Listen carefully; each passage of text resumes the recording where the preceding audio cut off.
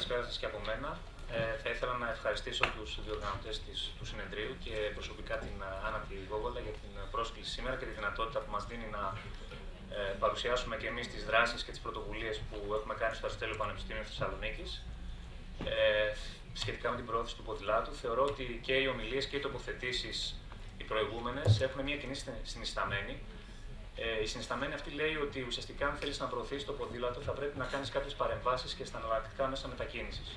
Στο ΙΧ, το οποίο κυρίως είναι αυτό το οποίο κυριαρχεί, αλλά και σε όλα τα άλλα εναλλακτικά μέσα μετακίνησης. Θεωρώ ότι και η δικιά μου η εισήγηση σήμερα κινείται σε αυτό το πλαίσιο. Θα ξεκινήσω λέγοντας κάποια πράγματα για την πόλη της Θεσσαλονίκης και πώς το Πανεπιστήμιο αλληλεπιδρά με την πόλη. Η Θεσσαλονίκη δεν απέχει πάρα πολύ σε σχέση με όλες τις άλλες ελληνικές πόλεις. Τα κυκλοφοριακά προβλήματα είναι έντονα και το βάζω αυτό, το τονίζω, διότι παρά το πρώτο σοκ το οποίο υπήρχε λόγω της οικονομικής κρίσης των 3 ετών που βλέπαμε συνέχεια τους κυκλοφοριακούς φόρτους να μειώνονται στην πόλη, φαίνεται σύμφωνα με τις τελευταίες μετρήσεις ότι ο κόσμος έχει αρχίσει και έχει επιστρέψει σιγά σιγά πάλι στο αυτοκίνητό του, το χρησιμοποιεί και βλέπουμε σιγά σιγά πάλι τους δρόμους να είναι κυκλοφοριακά κορεσμένοι. Αυτό λοιπόν σημαίνει ότι ίσως μπορεί να έχουμε χάσει μια ευκαιρία λόγω της κρίσης, να στρέψουμε τον κόσμο σε εναλλακτικά μέσα μετακίνησης. Είναι η Θεσσαλονίκη μία από τις ατμοσφαιρικά πιο επιβαρημένες πόλεις στην Ευρώπη, είναι μέσα στις πρώτες 10 εδώ και χρόνια, αρκετά. Υπάρχει μια απουσία ενός ολοκληρωμένου σχεδιασμού αναδιοργάνωσης της αστικής κινητικότητας, έτσι όπως ακριβώς το έχω παρουσιάσει. Έχουμε μείνει κολλημένοι όλοι σε θέματα που έχουν να κάνουν με τις παραδοσιακές κυκλοφοριακές μελέτες, οι οποίες κυκλοφοριακές μελέτες ουσιαστικά είχαν ως στόχο μόνο την πρόθεση και την βελτίωση της κυκλοφοριακής ροής. Δεν υπήρχε καμία αναφορά σε ποδήλατα, δεν υπήρχε καμία αναφορά στη βελτίωση των δημοσίων συγκοινωνιών. Περιμένουμε το μετρό στη Θεσσαλονίκη για να κατασκευαστεί. Και ειδικά για τη Θεσσαλονίκη υπάρχουν και κάποιες γεωμορφολογικές ιδιαιτερότητες, τις οποίες θα σας δείξω στο επόμενο διάγραμμα. Αυτή λοιπόν είναι η πόλη της Θεσσαλονίκης. Από τα ανατολικά υπάρχει ένας ορεινός όγκος, ο οποίος περιορίζει την ανάπτυξη της πόλης. Από τα δυτικά υπάρχει το θαλάσσιο μέτωπο. Αυτό λοιπόν έχει οδηγήσει σε μια πολύ περίεργη ανάπτυξη της πόλης, την οποία νομίζω ότι τη βλέπετε. Το λεγόμενο σχήμα πεταλούδας ή το σχήμα παπηγιών, υπάρχουν διάφορες παραδοσιακές ονομασίες γι' αυτό. Και επειδή προφανώς δεν είχαμε την κουλτούρα του χωροταξικού και του πολεοδομικού σχεδιασμού, έχουμε πάει και έχουμε χωροθετήσει όλες τις εμπορικές δραστηριότητες στο πιο δύσκολο σημείο της πόλης. Εδώ λοιπόν αναπτύσσονται όλες οι εμπορικές δραστηριότητες. Αυτό είχε ως αποτέλεσμα το 1999 που έγινε η τελευταία κυκλοφοριακή μελέτη της Θεσσαλονίκης να μας δείξει ότι περίπου 1 στις 4 μετακινήσεις, το περιμέναμε αυτό, έχουν το ένα ή και τα 2 τους άκρα σε αυτό το μικρό στενό κομμάτι, στο στενό εμπορικό κέντρο. Να σκεφτείτε ότι στο πιο στενό σημείο, το μήκος αυτού της ιδιαίτερης περιοχής είναι περίπου 1,7 χιλιόμετρα. Είναι ουσιαστικά η οδός, για όσους γνωρίζετε την πόλη της Θεσσαλονίκης, η οδός εθνικής αμήνης. Πράγμα που σημαίνει ότι αν κάποιος θέλει να αποκόψει την κυκλοφορία 1 εκατομμυρίου ανθρώπων, μπορεί να κλείσει μια συγκεκριμένη οδό και ουσιαστικά η μοναδική οδός διέλευσης είναι η περιφερειακή οδός της πόλης. Μέσα σε όλο αυτό, σε αυτήν εδώ την οδό που σας είπα, την οδό Εθνικής Αμήνης, χωροθετείται και το Αριστοτέλειο Πανεπιστήμιο Θεσσαλονίκης. Καταλαβαίνετε λοιπόν πόσο λάθος έχουμε κάνει στον τρόπο με τον οποίο έχουμε χωροθετήσει χρήσεις γης οι οποίες έλκουν πολύ μεγάλο αριθμό μετακινήσεων. Το Αριστοτέλειο Πανεπιστήμιο θεωρείται ένα από τα μεγαλύτερα πανεπιστημιακά ιδρύματα στα Βαλκάνια. Έχει πολλές σχολές, έχει λίγο λιγότερο από 4.000 εργαζομένους, κυρίως λόγω της κινητικότητας, διαθεσιμότητας και λόγω των συνταξιοδοτήσεων από τα μέλη ΔΕΠ. Έχει πολύ μεγάλο αριθμό ενεργών φοιτητών. Υπάρχει μια περιορισμένη πολιτική στάθμευσης ήπιας κλίμακας. Η στάθμευση αφορά μόνο ανθρώπους οι οποίοι εργάζονται στο Πανεπιστήμιο, δεν αφορά τους φοιτητές, οι οποίοι δεν μπορούν να έρθουν με κάποιο τρόπο με το ΙΧ στην Πανεπιστημιακή Σχολή. Και υπάρχει ουσιαστικά μια απουσία ενός οργανωμένου σχεδίου κινητικότητας. Ή υπήρχε, εν πάση περιπτώσει, θέλουμε να πιστεύουμε ότι με αυτά που θα σας δείξουμε έχουν γίνει κάποια πρώτα βήματα.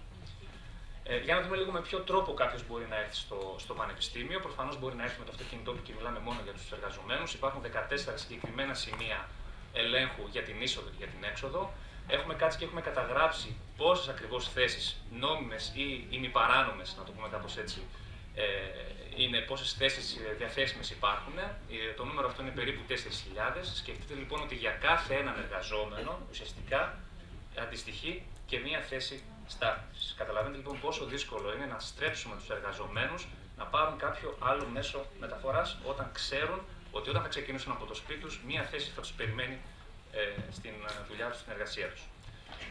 Το λεωφορείο αυτή τη στιγμή είναι το μοναδικό διαθέσιμο δημόσιο μέσο μεταφοράς με το οποίο κάποιος μπορεί να προσεγγίσει την Πανεπιστημιούπολη. Υπάρχουν 13 στάσεις, βλέπετε πώς περίπου χωροθετούνται. Θα ήθελα λίγο να κρατήσετε αυτή την εικόνα. Βλέπετε ότι στα νότια, έτσι όπως κοιτάμε την Πανεπιστημιούπολη, υπάρχει μεγάλη πληθώρα στάσεων. Αντίθετα, στη βόρεια πλευρά του κάμπους υπάρχει μικρός αριθμός στάσεων. Αυτό θα δείτε στη συνέχεια ότι έχει ως αποτέλεσμα και επίπτωση στον τρόπο με τον οποίο οι μετακινούμενοι, οι εργαζόμενοι έρχονται στην κάθε σχολή για να δουλέψουν. Κάποιος μπορεί να έρθει και με το ποδήλατο. Υπάρχουν κάποιοι ποδηλατόδρομοι οι οποίοι έχουν κατασκευαστεί και λειτουργούν στα όρια του Πανεπιστημίου. Βεβαίως, παρότι περίπου μιλάμε για 430 στρέμματα του κάμπους, δεν υπάρχει κάποιος ποδηλατόδρομος αυτή τη στιγμή ο οποίος να λειτουργεί μέσα στο κάμπους. Περιμένουμε, όπως σας είπα, και το μετρό. Το Πανεπιστήμιο θα εξυπηρετείται με 2 σταθμούς, το σταθμό Πανεπιστήμιο και το σταθμό Συντριβάνη.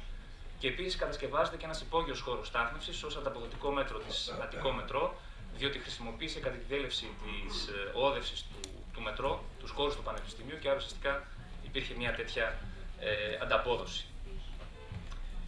Όλο αυτό λοιπόν που σας έχω περιγράψει νομίζω δείχνει πόσο ελκυστικό είναι το ΙΟΤΑΧΗ αυτοκίνητο, ειδικά για τους ανθρώπους οι οποίοι εργάζονται στο Πανεπιστήμιο. Αυτή είναι μια έρευνα που κάναμε το 2009 προς 10 και νομίζω ότι το πιο χαρακτηριστικό είναι αυτό που βλέπετε, ότι το ΙΟΤΑΧΗ προφανέστατα κυριαρχεί. Μιλάμε για πάνω από 50% των μετακινήσεων γίνεται με το ΙΟΤΑΧΗ αυτοκίνητο και βλέπετε ότι μάλλον το ποδήλατο βρίσκεται κάπου χαμένο εκεί στο 4%.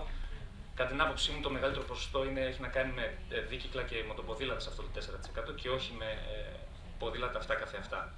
Το λεωφορείο έχει 20% και οι μετακινήσεις πεζή είναι περίπου στο ίδιο ποσοστό. Ένα πολύ σημαντικό έβριμα είναι αυτό το οποίο σας δείχνω στη διαφάνεια αυτή. Ρωτήσαμε λοιπόν τους εργαζόμενους στο ΑΠΙΘ αν φτάσουν στο Πανεπιστήμιο και χρειαστεί να κάνουν μια δεύτερη μετακίνηση, ποιο μέσο μεταφοράς θα επιλέξουν. Βλέπετε λοιπόν ότι προφανέστατα το μεγαλύτερο ποσοστό είναι η μετακίνηση με τα πόδια, θα πάνε δηλαδή κάπου με τα πόδια και θα ξαναγυρίσουν. Αλλά βλέπετε ότι 1 στους 4 απάντησε ότι θα ξαναπάρει το ΙΟΤΑΧΗ όχημά του, θα κάνει τη δουλειά του κάπου εκτός του Πανεπιστημιούπολης και θα ξαναεπιστρέψει. Αυτό είναι ακόμη ένα δείγμα χαρακτηριστικό του πόσο εύκολα θεωρεί κάποιος ότι μπορεί να πάρει το αυτοκίνητό του, να κατέβει στην σχολή, να φύγει από το Πανεπιστήμιο, να ξαναέρθει. Άρα λοιπόν το ΙΟΤΑΧΗ αυτή τη στιγμή και κυριαρχεί ως επιλογή, αλλά και κυριαρχεί με βάση την υποδομή η οποία υπάρχει στο Πανεπιστήμιο. Αυτό είναι το σχεδιάγραμμα που σας είχα πει να συγκρατήσετε σε σχέση με τις στάσεις, τις λεωφορειακές. Βλέπετε ότι οι βόρειες περιοχές του Πανεπιστημίου, οι άνθρωποι που εργάζονται μάλλον στις βόρειες περιοχές του Πανεπιστημίου, επιλέγουν κατά κύριο λόγο το ΙΟΤΑΧΗ όχημά τους, γιατί ίσως πιθανώς να μην υπάρχουν τόσες πολλές στάσεις λεωφορείου σε εκείνη την περιοχή. Όσο κατεβαίνουμε νοτιότερα, βλέπετε ότι πάλι το ΙΟΤΑΧΗ κυριαρχεί, αλλά σε κάθε περίπτωση υπάρχει και ένα σημαντικό ποσοστό μετακινήσεων που γίνονται με το λεωφορείο του ΟΑΣΤ. Αυτό συμβαίνει στους εργαζομένους. Κάποιος περιμένει από τους φοιτητές να δει μια διαφορετική αντιμετώπιση, θα δείτε ότι αυτό δεν ισχύει. Σε μια έρευνα λοιπόν που κάναμε το 2012 στην κρίση, εδώ φαίνεται τον τρόπο με τον οποίο επιλέγουν οι φοιτητές πλέον να έρθουν στο ΑΠΙΘ και βλέπετε ότι το ποδήλατο δυστυχώς καταλαμβάνει ένα πάρα πολύ μικρό ποσοστό, της τάξης του 4%. Οι περισσότεροι επιλέγουν να έρθουν με το λεωφορείο είτε να έρθουν μετακίνηση με τα πόδια. Μάλιστα τους ρωτήσαμε τους φοιτητές αν κατέχουν ποδήλατο και είδαμε ότι το ποσοστό αυτό είναι σχεδόν ένα 20 με 22%. Σημαίνει λοιπόν ότι ναι μεν έχουν ποδήλατο, αλλά δεν το χρησιμοποιούν για να έρθουν στη σχολή τους. Το χρησιμοποιούν προφανώς για ψυχαγωγία πέραν της μετακίνησής τους για να έρθουν στη σχολή. Αυτό λοιπόν έχει ως αποτέλεσμα κάποιες φωτογραφίες που θα μπορούσε ο καθένας να τραβήξει νομίζω σε οποιαδήποτε ελληνική πόλη. Το αυτοκίνητο έχει κυριαρχήσει στον αστικό ιστό, ο καθένας μπορεί να παρκάρει όπου θέλει, παρανόμους ή μη παρανόμους. Οι φωτογραφίες αυτές είναι μέσα από την Πανεπιστημιούπολη. Το 2010 λοιπόν οι νέες τότε βρυτανικές αρχές έθεσαν ένα όραμα. Το όραμα ήταν ότι να γίνει το ΑΠΙΘ το πρώτο οικολογικό πανεπιστήμιο στην Ελλάδα. Ουσιαστικά πρόκειται για ένα ολοκληρωμένο master plan, ένα πολύ φιλόδοξο σχέδιο, το οποίο έχει διάφορες δράσεις, τις έχω βάλει εδώ, πέραν από τα κυκλοφοριακά, αν θέλετε, την ελαχιστοποίηση του περιβαλλοντικού αποτυπώματος, ενεργειακή αυτοτέλεια του Πανεπιστημίου, διαχείριση απορριμμάτων, βιολογικά προϊόντα στα κηλικεία, οικοτουρισμός, αγροτουρισμός στα αγροκτήματα και ένα άλλο ζήτημα έχει να κάνει με τη βιώσιμη κινητικότητα από και προς το Πανεπιστήμιο. Στα πλαίσια λοιπόν αυτής της τελευταίας δράσης, ορίστηκε μια Επιτροπή Βιώσιμης Κινητικότητας, θα την λέω EVIC έτσι για συντομία. Η Επιτροπή αυτή ουσιαστικά αποτελούταν από διάφορους κλάδους, είτε της αρχιτεκτονικής, είτε της χωρικής ανάπτυξης, είτε της κυκλοφορίας και του κοινωνιακού σχεδιασμού, με διάφορα μέλη πανεπιστημιακά, με κάποιους συνεργάτες και κάποια γραμματιακή υποστήριξη. Αντικείμενο αυτής της Επιτροπής ήταν η σύνταξη και η εφαρμογή ενός επιχειρησιακού σχεδίου για την πρόθεση της βιώσιμης κινητικότητας στη Θεσσαλονίκη, στην Πανεπιστήμιου Πουλή. Αυτό ήταν ένα γενικό αντικείμενο, το οποίο μπορούσε να υλοποιηθεί με τους εξής στόχους. Ο στόχος ήταν ο σταδιακός περιορισμός της χρήσης του ιδιωτικού αυτοκινήτου από τους εργαζομένους και η ανάπτυξη και η προώθηση των ήπιων και εναλλακτικών μορφών μετακίνησης, είτε με τα πόδια, είτε με τα ποδήλατα, είτε ακόμα και με τα μέσα μαζικής μεταφοράς. Οι παρεμβάσεις οι οποίες ήταν επιφορτισμένη η EVIC να κάνει ήταν παρεμβάσεις μικρής κλίμακας, βεβαίως, μικρού κόστους, θέματα που έχουν να κάνουν με τη διαχείριση της στάθμευσης και υπήρχαν και κάποιοι ειδικοί στόχοι που έχουν να κάνουν την απελευθέρωση των χώρων για τους πεζούς, για τους ποδηλάτες, η βελτίωση της προσβασιμότητας σε κτίρια. Ήταν αυτό κάτι πολύ σημαντικό το οποίο δεν θα το θίξω στη συγκεκριμένη παρουσίαση. Και εμείς κινηθήκαμε λίγο πιο συντηρητικά σε σχέση με την περίπτωση της Καρδίτσας ή με την περίπτωση της Αυστρίας. Θεωρήσαμε ότι ήταν σωστό να διαχωρίσουμε όσο το δυνατόν μπορούμε τις κινήσεις των πεζών, των ποδηλάτων και των αυτοκινήτων. Να υπάρχουν δηλαδή συγκεκριμένα μέρη στα οποία ο καθένας θα μπορούσε να κινηθεί. Η EVIC ουσιαστικά κινήθηκε σε 3 φάσεις με συγκεκριμένα αντικείμενα κάθε φορά. Στην πρώτη φάση έγινε μια ανασκόπηση διεθνούς εμπειρίας. Θέλαμε να δούμε τι ακριβώς έχει γίνει στο εξωτερικό, μήπως και έχουμε κάποιες ιδιαίτερες ιδέες τις οποίες θα μπορούσαμε να εφαρμόσουμε. Υπάρχουν αυτές οι δράσεις που βλέπετε στη διαφάνεια, η καταγραφή της υφιστάμενης υποδομής κυκλοφορίας και της στάθμευσης, ο εντοπισμός των κρίσιμων σημείων κυκλοφορίας, έγινε μια καταγραφή των διαδρομών των πεζών, έγιναν διάφορα ετοιμαδολόγια, διάφορες συνεντεύξεις. Υπήρχε μια συνεργασία με το ΣΑΣΤ, τον αντίστοιχο ΑΣΑ της Αθήνας, για όσους γνωρίζετε, έτσι ώστε να υπάρχει μια δρομολόγηση των λεωφορείων του ΑΠΙΘΙΤΑ. Αυτές τις δράσεις θα σας δείξω και λίγο πιο αναλυτικά στη συνέχεια. Στη δεύτερη φάση υπήρχε η μελέτη του χώρου στάθμισης ενός ειδικού κτηρίου, το οποίο ήταν εγκαταλειμμένο στις παρυφές στα όρια ουσιαστικά της Πανεπιστημιούπολης. Ένα κτίριο το οποίο μόνο ο πρώτος όροφος λειτουργούσε ως χώρο στάθμισης, αλλά τώρα αυτή τη στιγμή, αν πάτε στην Πανεπιστημιούπολη, λειτουργούν και οι 4 από τους 7 ορόφους. Έγινε ο σχεδιασμός ενός δικτύου των εναλλακτικών μετακινήσεων των πεζών και των ποδηλάτων. Αναπτύχθηκε ένας διαδικτυακός τόπος διάδρασης όπου κάποιος θα μπορούσε να βάλει κάποια σχόλια και να κάνει κάποια αξιολόγηση όλων αυτών των δράσεων. Και η τρίτη φάση, που ολοκληρώνει ουσιαστικά στο τέλος του 2013, είναι η λειτουργία του Γραφείου της Βιώσιμης Κινητικότητας. Πλέον υπάρχουν επιφορτισμένα άτομα στο Πανεπιστήμιο με τα οποία ασχολούνται με όλα αυτά τα θέματα. Θέματα που έχουν να κάνουν με την ενημέρωση, την ευαισθητοποίηση και διάφορες συνεργασίες. Θα παρουσιάσω κάποιες δράσεις που έκανε η EVIC. Νομίζω ότι ξεκινήσαμε ουσιαστικά λίγο ριζοσπαστικά με την λεγόμενη ημέρα εναλλακτικής μετακίνησης, έτσι την ονομάσαμε, το 2010. Ουσιαστικά για πρώτη φορά από το 1950 που άρχισε να λειτουργεί το Αριστοτέλειο Πανεπιστήμιο Θεσσαλονίκης, απαγορεύσαμε την είσοδο των αυτοκινήτων στο πανεπιστημιακό κάμπους. Δεν ήταν και το πιο εύκολο πράγμα το οποίο θα μπορούσε κάποιος να επιχειρήσει. Καταλαβαίνετε ότι υπήρχαν πολύ μεγάλες αντιδράσεις, δεν υπήρχε και πολλή πληροφόρηση. Η ημέρα αυτή χωρίς αυτοκίνητο, το Πανεπιστήμιο χωρίς αυτοκίνητο, διοργανώθηκε το 2010 και αν ρωτάτε, αν έχετε απορίες ως γιατί σας παρουσιάζω την κίνηση που κάναμε το 2010, εάν δείτε τα επόμενα 3 χρόνια, τα δύο από τα 3 χρόνια έπεφτε 22 Σεπτεμβρίου Σαββατοκύριακο, οπότε δεν μπορούσαμε να κάνουμε κάποια δράση. Και η τρίτη, υπήρχαν τότε κάποιες εκλογές με τα πανεπιστήμια διοίκησης, μια αναταραχή ουσιαστικά και θεωρήσαμε ότι θα ήταν σκόπιμο να μην ξαναεπαναλάβουμε αυτή την κίνηση τότε. Απαγορεύσαμε λοιπόν τα ΙΟΤΑΧΗ αυτοκίνητα στο κάμπους. Δώσαμε τη δυνατότητα οι εργαζόμενοι και οι φοιτητές να έρθουν στο κάμπους με 2 τρόπους. Βλέπετε την κόκκινη γραμμή, είναι ουσιαστικά μια δρομολόγηση της λεωφορειακής γραμμής, η οποία μάζευε τους εργαζόμενους από τις στάσεις του ΟΑΣΤ και τους έφερνε μέσα στο κάμπους, μέσα στο πανεπιστήμιο. Και μια δεύτερη λεωφορειακή γραμμή, η οποία δρομολογήθηκε στο Θέατρο Γης, εδώ κάπου υπάρχει το Θέατρο Γης, εδώ είναι ο περιφερειακός δρόμος της Θεσσαλονίκης, Όπου κάποιος λοιπόν μπορούσε, εν πάση περιπτώσει, να έρθει με το αυτοκίνητό του, αν ήθελε, να παρκάρει στο θέατρο γης και από εκεί στη συνέχεια να οδηγηθεί πάλι μέσα στο κάμπους του Πανεπιστημίου. Στη συνέχεια πήγαμε και ρωτήσαμε, κάναμε μια αξιολόγηση, με ποιο μέσο ήρθαν εκείνη την ημέρα. Ουσιαστικά έγινε μια έρευνα ερωτηματολογίου την επόμενη εβδομάδα. Θέλαμε να δούμε ποιο μέσο τελικά επέλεξε ο καθένας για να έρθει στο Πανεπιστήμιο από τη στιγμή που δεν υπήρχε δυνατότητα να έρθει με το ΙΤΧ αυτοκίνητό του. Βλέπετε τα αποτελέσματα. Θεωρούμε ότι το ποσοστό του ποδηλάτου είναι πάλι χαμηλό, είναι 14%. Πράγμα που σημαίνει ότι ακόμα και αν τους κλείσεις τελικά τη δυνατότητα να έρθουν με το ΙΤΧ αυτοκίνητό του στο Πανεπιστήμιο, η επιλογή τους δεν θα είναι σε κάθε περίπτωση, δεν θα είναι το ποδήλατο. Από την άλλη, φάνηκε να συμφωνούν αρκετά με όλη αυτή την ενέργεια και με την πρωτοβουλία. Φάνηκε ότι συμφωνεί πάνω από το 75% των ανθρώπων σχετικά με αυτή την ημέρα χωρίς αυτοκίνητο. Και μάλιστα πολλοί μας πρότειναν αυτό το εγχείρημα να επαναλαμβάνεται και πιο συχνά. Και αυτό το ποσοστό ξεπερνάει το 70%.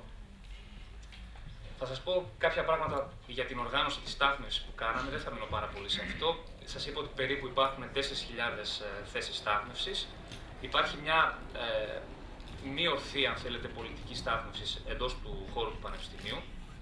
Υπάρχουν πάρα πολλές είσοδοι και έξοδοι, πύλες εισόδου και εξόδου στην Πανεπιστημιούπολη. Ουσιαστικά η δικιά μας πρόταση ήταν να καταργηθεί στη λεωφόρο Πανεπιστημίου, είναι ο βασικός άξονας που κόβει ουσιαστικά το Πανεπιστήμιο στα δύο, να καταργηθεί η στάθμευση εκεί και να αντικατασταθεί ο χώρος αυτός με τη δημιουργία και τη λειτουργία ενός άξονα ποδηλατοδρόμων. Υπάρχει η λειτουργία του νέου χώρου στάθμευσης, όπως σας είπα, στο κτίριο των παραπληγικών, ένα νέο κτίριο το οποίο λειτουργεί. Και ουσιαστικά κάναμε ένα πιο σύνθετο σύστημα διαχείρισης της εισόδου και της στάθμευσης εντός του Πανεπιστημίου, με τη λογική ότι σιγά σιγά και σταδιακά κάποιος θα μπορούσε, κόβοντας εισόδους, να αποδίδει το χώρο του Πανεπιστημίου σε ήπιες μορφές μετακίνησης, είτε πεζούς είτε σε ποδήλατα. Αυτό είναι το σχέδιο, δεν ξέρω πόσο μπορεί βεβαίως να φανεί. Είναι ένα σχέδιο το οποίο καταργεί εισόδους και δημιουργεί κάποιες νέες εισόδους, τις οποίες κάποιος θα μπορούσε να διαχειριστεί. Σας μίλησα για το κτίριο των παραπληγικών. Ουσιαστικά το κτίριο αυτών των παραπληγικών, αυτός ο νέος χώρος στάθμευσης, δημιουργεί 500 θέσεις στάθμευσης σε ένα συγκεκριμένο μέρος, το οποίο μπορεί κάποιος να το διαχειριστεί συγκεκριμένα. Σκεφτείτε ότι αν υποθέσουμε ότι θα λειτουργήσει και ο χώρος στάθμευσης των 2.000 θέσεων λόγω της Αττικό Μετρό, θα μιλάμε για ένα σύστημα 2.500 θέσεων στάθμευσης που θεωρείται ικανοποιητικό. Αυτό είναι μια κάτοψη του ορόφου που κάναμε για το τρίτο επίπεδο. Έγιναν ουσιαστικά με κάποια συγκεκριμένα στάνταρτς όλη αυτή η χωροθέτηση των θέσεων. Μία άλλη ενέργεια που κάναμε και προτείναμε και πλέον λειτουργεί και είναι πάρα πολύ επιτυχημένη, αν θέλετε, στην λειτουργία και στις συνήθειες μετακίνησης των εργαζομένων και των φοιτητών, είναι η δρομολόγηση κάποιων λεωφορείων τα επιφύτα. Αυτά λοιπόν τα λεωφορεία ήταν κάπου παρκαρισμένα, δεν χρησιμοποιούνταν ή χρησιμοποιούνταν για κάποιους ιδιαίτερους σκοπούς. Οπότε μπήκαμε σε μια διαδικασία να ενώσουμε με το λεωφορείο κάποιες απομακρυσμένες περιοχές του Πανεπιστημίου με την κεντρική Πανεπιστημιούπολη. Υπάρχουν λοιπόν 4 λεωφορικές γραμμές που συνδέουν το πάρκινγκ της διοίκησης, μέσα δηλαδή στον χώρο του Πανεπιστημίου, είτε με τα τεφά της Θέρμης, μια απομακρυσμένη περιοχή, είτε με τη Σχολή Καλοτεχνών, που βρίσκεται επίσης και αυτή στη Θέρμη, με το νοσοκομείο Παπαγεωργίου και με το νοσοκομείο Παπα-Νικολάου, δύο νοσοκομεία τα οποία, επειδή υπάρχει η ιατρική σχολή, υπάρχει πολύ μεγάλη ανάγκη για μετακίνηση από τους φοιτητές. Κάποια πράγματα για το σχεδιασμό του δικτύου των πεζών και των ποδηλάτων. Ουσιαστικά ο στόχος ήταν η δικτύωση του κάμπους μέσω ενός δικτύου εναλλακτικών μετακινήσεων. Θέλαμε ουσιαστικά να δώσουμε ένα ανταποδοτικό μέτρο, γιατί ο στόχος ο βασικός μας ήταν να απαγορεύσουμε την είσοδο των ΙΤΧ και για τους εργαζομένους και για τους φοιτητές, αλλά θα πρέπει κάτι να τους δώσουμε, κάτι να τους πούμε ότι ναι, σας κόβουμε αυτό, αλλά κοιτάξτε τι έχουμε κάνει, προκειμένου να μειώσουμε τις αντιδράσεις. Δεν θα μείνω στις προτάσεις για το δίκτυο πεζών, ήταν και αυτές πολύ αναλυτικές και κάποιες από αυτές έχουν ήδη κατασκευαστεί. Για το δίκτυο των ποδηλάτων, ουσιαστικά οι προτάσεις μας, κάποιες από αυτές έχουν υλοποιηθεί. Μιλάμε για υλοποίηση διαδρομών με κατάλληλα ρυθμιστικά και κατασκευαστικά μέτρα, κάποια από αυτά έχουν γίνει. Ένα σύστημα ενοικίασης ποδηλάτων προτείναμε εμείς, θα σας δείξω ότι τελικά εφαρμόστηκε κάτι διαφορετικό, το οποίο μας ικανοποιεί έτσι όπως ακριβώς έχει γίνει. Προτείναμε ακόμα και τον εξοπλισμό των λεωφορείων του ΑΠΘ για τη μεταφορά των ποδηλάτων, να μπορεί κάποιος δηλαδή να βάλει το ποδήλατό του και μέσα στο λεωφορείο του Απιθύτα και βεβαίως κάποιες επιπλέον συμπληρωματικές προτάσεις. Αυτό είναι το δίκτυο το οποίο τελικά προτείναμε. Αυτή η μπλε γραμμή είναι το υφιστάμενο δίκτυο των ποδηλατοδρόμων που υπάρχει από το Δήμο Θεσσαλονίκης. Εμείς λοιπόν προτείναμε σε αυτή την μπλε γραμμή, δεν είμαι και πολύ καλό στα χρώματα, σε αυτή την μπλε γραμμή ένα δίκτυο ποδηλατοδρόμων μέσα στο κάμπους, το οποίο δημιουργεί ουσιαστικά μια μορφή σταυρού. Εδώ ακριβώς βρίσκεται το κτίριο των παραπληγικών που σας έλεγα, ένα κτίριο αυτό των 490-500 περίπου θέσεων που πλέον έχει δοθεί στη λειτουργία και ο στόχος μας είναι από εκεί κάποιος να μπορεί να κάνει bike and ride, δηλαδή να αφήνει το γιοταχή του και να κινείται μέσα στην Πανεπιστημιούπολη μέσω του, με τη βοήθεια του ποδηλάτου. Και υπάρχουν βεβαίως και κάποια πρόβλεψη, κάποιες προτάσεις για κάποια infokiosk που κάποιος θα μπορούσε να μπει και να πάρει κάποιες πληροφορίες για τις συνθήκες μετακίνησης και κυκλοφορίας μέσα στο κάμπους, στο πανεπιστημιακό. Οι μελέτες αυτές έχουν φτάσει και σε επίπεδο ουσιαστικά εφαρμογής, έχουν γίνει με πολύ μεγάλο βαθμό λεπτομέρειας. Εδώ ουσιαστικά σε αυτή την τομή φαίνεται πώς ακριβώς έχουμε δώσει αυτή την πρόταση του σταδιακού παραγωνισμού, αν θέλετε, του γιοταχή αυτοκινήτων έναντι των ποδηλάτων. Η πρώτη τομή δείχνει την συνύπαρξη του ποδηλάτου με το γιοταχή και συνέχεια κάτω αριστερά βλέπετε ότι ουσιαστικά μιλάμε για ύπαρξη μόνο ποδηλάτων. Έχουμε κάνει κάποιες υποδομές, βεβαίως είναι λίγες και δεν είμαστε και πάρα πολύ ικανοποιημένοι γι' αυτό. Κάποιες υποδομές για ποδήλατα, στα οποία κάποιος, κάτω δεξιά βλέπετε την κεντρική βιβλιοθήκη, κάποιος μπορεί να έρθει και να παρκάρει το ποδήλατό του. Είναι άδεια βέβαια εδώ η εικόνα, αλλά μπορεί κάποιος να χρησιμοποιήσει το ποδήλατό του και να έρθει στη βιβλιοθήκη του Απιθύτα. Και θα κλείσω λέγοντας κάποια πράγματα για το σύστημα των κοινοχρήστων ποδηλάτων του Απιθύτα. Αναπτύχθηκε από την Βρυτανία το 2012, ουσιαστικά κλείνουμε περίπου 1,5 χρόνο λειτουργίας. Είναι το πρώτο σύστημα κοινοχρήστων ποδηλάτων που εφαρμόστηκε στη Θεσσαλονίκη. Βεβαίως, τώρα, αν κάποιος επισκεφτεί την πόλη, θα δει και κάποιες ιδιωτικές πρωτοβουλίες οι οποίες έχουν αναπτυχθεί και το επόμενο διάστημα θα υπάρχουν και πρωτοβουλίες από τον Δήμο. 60 ποδήλατα αυτή τη στιγμή είναι εν λειτουργία. Ο χώρος διάθεσης είναι στο κτίριο διοίκησης, που είναι, αν θέλετε, η τομή των δύο ποδηλατοδρόμων που έχουμε προτείνει στο σχεδιάσμα που σας έδειξα προηγουμένως.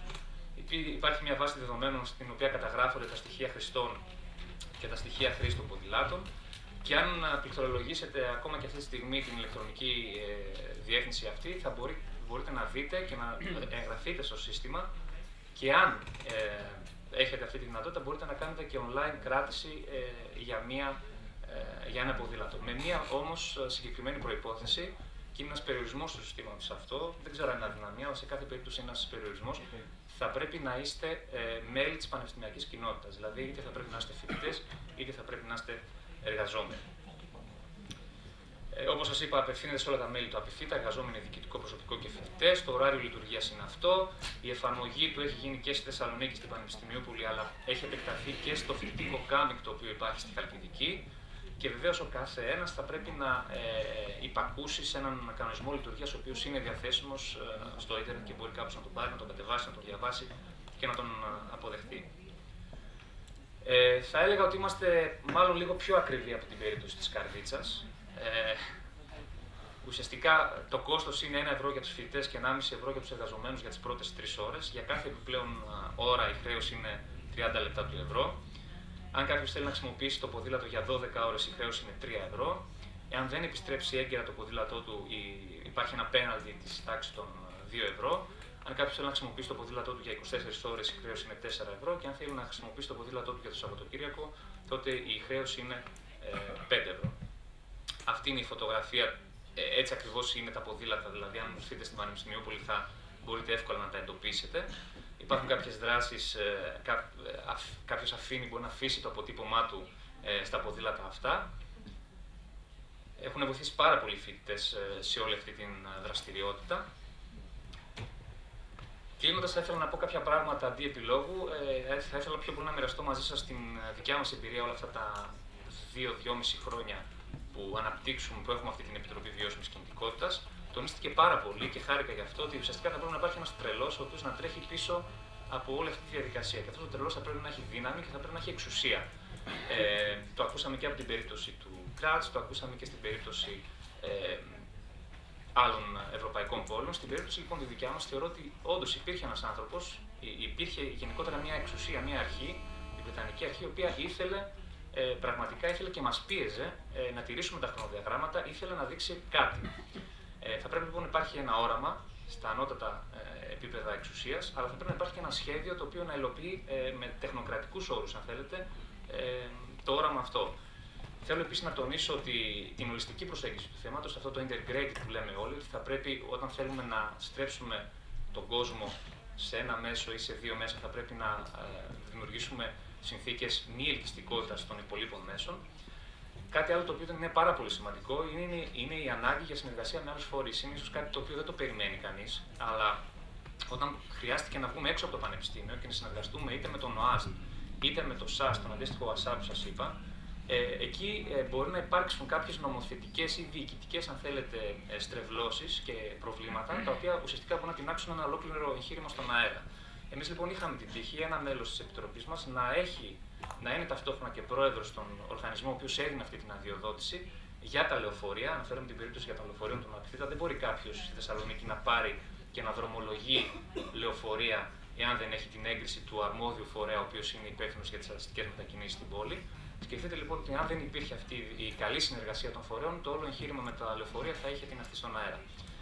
Κάτι επίσης τελευταίο, θα πρέπει ουσιαστικά κάθε φορά να καταγράφουμε συνθήκες, χαρακτηριστικά μετακίνησης. Σας έδειξα κάποια ποσοστά και έχετε μια εικόνα των δεδομένων. Θα ήθελα να σας δείξω ποια θα μπορούσε να ήταν τα αποτελέσματα αφότου των χαρακτηριστικών μετακίνησης, αφότου είχαν γίνει όλες αυτές οι παρεμβάσεις. Θα πρέπει λοιπόν να υπάρχει καταγραφή, θα πρέπει να υπάρχει ανάλυση των αναγκών και θα πρέπει να τονίσουμε κάθε φορά ότι σε αυτούς οι οποίοι φύγονται από τις παρεμβάσεις μας, θα πρέπει να τους δίνουμε κάποιο αντισταθμιστικό όφελος. Θα πρέπει να υπάρχουν δηλαδή κάποια αντισταθμιστικά μέτρα για να κατά το δυνατόν καταπραίνουμε τις αρνητικές επιπτώσεις από τις παρεμβάσεις που κάνουμε. Δεν θέλω να το πω τόσο πολύ αυτό το τελευταίο που γράφω, αλλά είναι μια πραγματικότητα. Θα ήθελα πραγματικά να σας δείξω φωτογραφίες από τον ποδηλατόδρομο με τον οποίο σκεφτόμασταν να κλείσουμε όλες αυτές τις δράσεις και τις παρεμβάσεις της ΕΒΙΚ. Δυστυχώς η δραστική μείωση των προϋπολογισμών των πανεπιστημίων έχει καθυστερήσει κάποια πράγματα και έχει ουσιαστικά κολυσιεργήσει την πλήρη εφαρμογή του σχεδίου. Ελπίζω να κράτησα το χρόνο μου. Αυτές είναι κάποιες πηγές.